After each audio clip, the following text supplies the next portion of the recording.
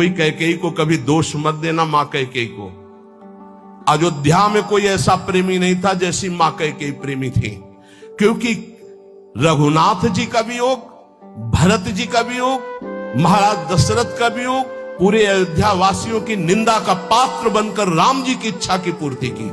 ये माता कैकेयी है, दूसरे में इतनी सामर्थ्य नहीं थी। माता कैकेयी जितना राम जी को प्यार करती थी, शायद है उतना कोई अवध में प्यार करता हो। भगवान श्री राम एकांत में माता कैकेयी से कहा, मां मैंने पूरी अवध में देखा है कि आपसे ज्यादा मुझे कोई प्यार नहीं करता, और ये सामर्थ्य केवल अधिक प्यार करने वाले में ही होती है। तो आप मेरे लिए निंदा सहेंगे, मेरे लिए आप अपमान सहेंगे, मेरे लिए पुत्र वियोग, मेरे लिए पति वियोग, ये केवल आप ही सह सकती हैं। इतना त्याग आप कर सकती हैं, मुझे पता है, क्योंकि आप हृदय से बहुत बहादुर हैं। देवासुर संग्राम में साथ गई थी कैकेयी जी महाराज चक्रवर्ती सम्राट दशरथ के।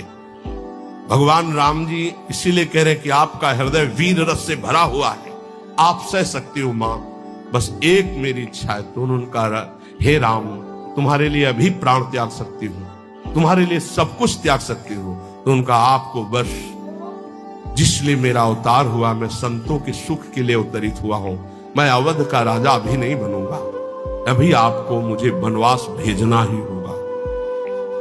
मां कैकेयी ने एकांतिक भगवान की आज्ञा का पालन किया, ये ध्यान रखना।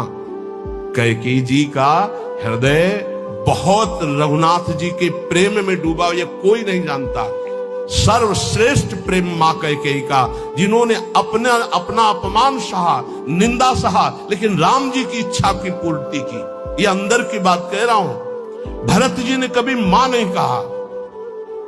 जब राम जी वापस अयोध्या आए तो उन्होंने कहा, बेटा तुम्हारी पूरी बात मानी थी, पर मैं एक बात नहीं सह सकती। अपने पति का वियोग सह गई, लेकिन मेरे भरत ने आज तक मां नहीं कहा। बेटा अब मेरी इच्छा एक बार मां कहला दो।